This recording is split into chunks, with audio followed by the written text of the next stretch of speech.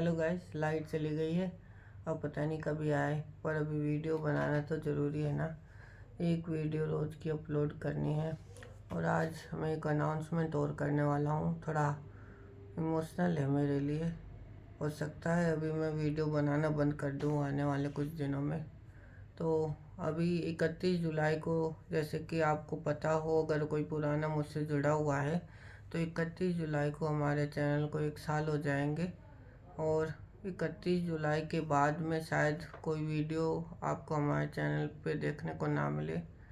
मैंने खूब कोशिश करी 1 साल तक, और मैंने सोचा था कि मैं 2000 दिन तक एक वीडियो रोज़ डालूँगा, लेकिन इस 1 साल में कुछ ज़्यादा इम्प्रूवमेंट हुई नहीं हमारे चैनल पे। और मुझे कहीं ना कहीं ये भी समझ आया कि मैं कंटेंट के लिए नहीं बना हूँ। मैंने अलग अलग कंटेंट ट्राई करे और अलग अलग टाइप की वीडियो ट्राई करी, लेकिन कुछ हुआ नहीं। चलो, ये सब बातें तो चलती रहेगी।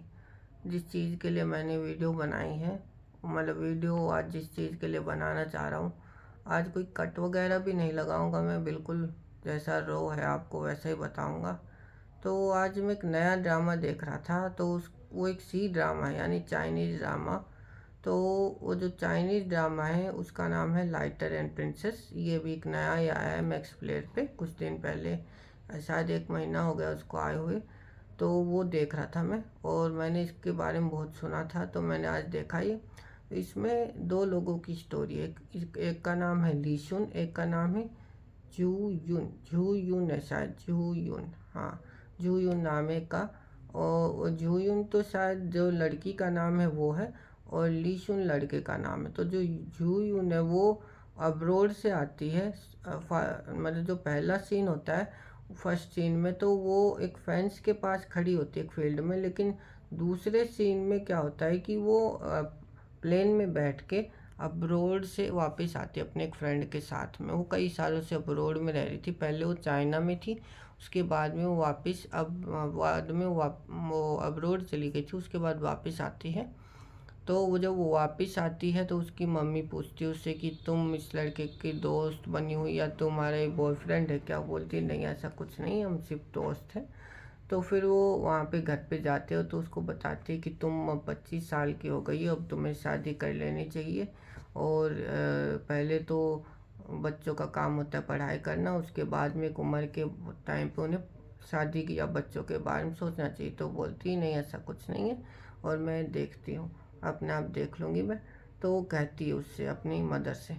तो आगे चल के स्टोरी आगे बढ़ती है। जो ली सुन होता है वो जेल से रिहा होता है। वो किसी कारण से अपनी कंपनी के किसी घपले के कारण वो जेल में चला जाता है, तो वो रिहा हो जाता है। तो वो रिहा होने के बाद में सबसे पहले क्या है, उसी दिन या उसके अगले दिन एक अपने दोस्त के पास जाता है, और वहाँ से वो उससे बोलता है कि मुझे कुछ पैसे चाहिए। तो वो बोलती है कि कितने पैसे चाहिए? तो बोलता है कि मैंने तुमसे कुछ वादा लिया था और तुमने मुझसे कुछ वादा किया था। तो उसे बोलती ठीक है, मैं कुछ डबल करके तुम्हें दे दूँगी। तो उसके बाद में उस इन्हीं इंस्टेंसेस के बीच में एक जगह और जाता है, मैं बताना भूल गया। वो एक कंपनी में जाता है जिस कंपनी से उसे निकाल लिया था, और जहाँ जिसमें घपला हुआ था। तो वहाँ पे वो जो मालिक है वो कंपनी का, यानी सीईओ है, उसका दोस्त था, वो साथ में ही काम करते थे। ली सुन, जूयुन और वो दूसरा जो दोस्त था जो सीईओ है, वो साथ में काम करते थे।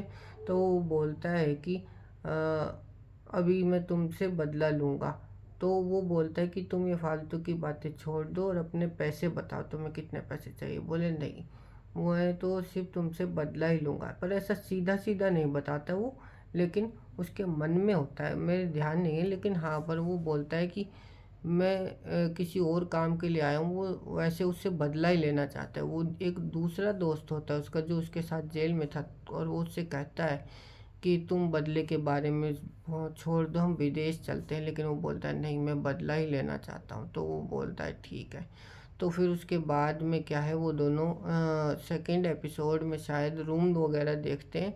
उन्हें कोई रूम नहीं देता, सेकेंड या फर्स्ट में देखते हैं, फर्स्ट में रूम देते कि उन्हें कोई रूम नहीं देता, क्योंकि वो जेल से रिहा हुए थे ना, इस कारण से। और फिर उसके बाद में कुछ इंस्टेंसेस के बाद में जब वो वापस ली सुन जो है जूयून से मिलता है, तो ये एपिसोड एंड हो जाता है।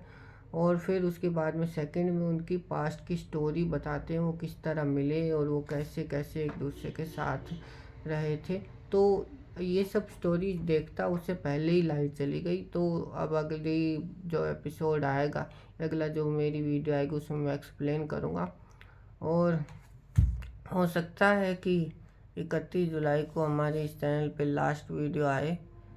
मैंने खूब कोशिश करी इस चैनल को चलाने की, हर रोज़ वीडियो डालने की, रोज़ रोज़ नया कंटेंट और नए नए आइडिया ट्राई करने की, दिन रात जाग के भी कोशिश करी, लेकिन कुछ हुआ नहीं।